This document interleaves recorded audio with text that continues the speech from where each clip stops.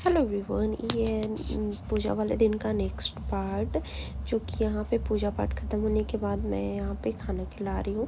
क्योंकि व्रत वाला खाना में मैं बनाई थी खीर और पूरी और सब्जी। तो यहाँ पे सारे लोग को पूजा ख़त्म होने के बाद मैं खाना खिला रही थी। बुआ सास और चाची सास और सासू माँ, ये तीनों लोग बैठे हुए हैं और तीनों को मैं खाना खिला रही थी। क्योंकि पूजा ख़त्म होने के बाद सबसे पहले मैं पंडित जी को खाना खिलाई और उसके बाद यहाँ पे सारे लोगों को खाना खिला रही हूँ। क्योंकि काफ़ी ज़्यादा लेट हो गया था पूजा में, क्योंकि पूजा करते करते 2-2:30 बज गया था। तो 2:30 बजे मैं खाना खिला रही हूँ। और यहाँ पे कुछ खाना खाने के बाद कुछ हंसी मजाक चल रही है। ऐसा तो होता ही बनता ही है ना, जब फैमिली एक साथ हो जाता है थोड़ा तो हंसी मजाक बनता है। तो वही हंसी मजाक यहाँ चल रही है।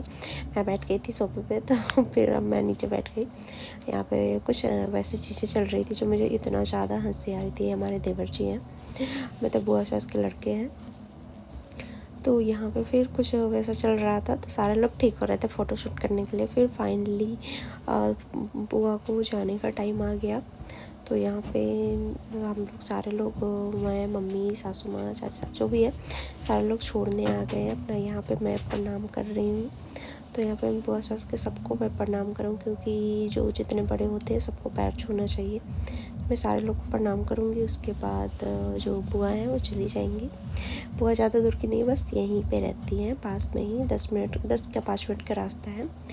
तो बस लेकिन है नज़दीक में, बट आती नहीं है। लगता है 1 साल बाद आई हैं। पूजा था तो मैं बुलाई थी इसलिए आई। ऐसे तो आती नहीं है। पास होकर के बोला जाता है ना, जो जितना पास होता है उतना ही दूर होता है। तो और कहानी मैं नेक्स्ट पार्ट में बताऊँगी। बाय।